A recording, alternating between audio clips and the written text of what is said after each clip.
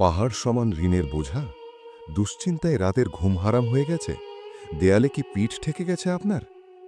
তবে শুনুন, নাবিজি সাল্লাল্লাহু আলাইহি ওয়াসাল্লামের শেখানো সেই অলৌকিক দোয়ার কথা, যা পাঠ করলে স্বয়ং আল্লাহ আপনার ঋণের দায়িত্ব নেবেন।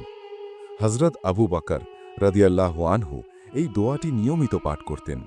তিনি বলেছেন, এই দোয়ার বরকতে পাহাড় পরিমাণ ঋণ থাকলেও আল্লাহ তা দূর করে দেন।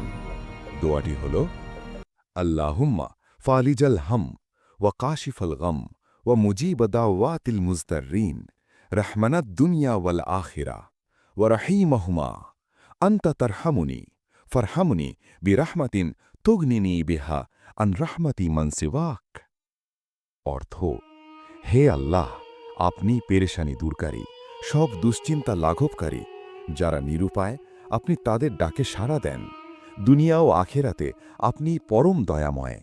হে আল্লাহ, আমার প্রতি এমন রহম করুন যাতে আপনি ছাড়া আর কারো দয়ার প্রয়োজন আমার না থাকে।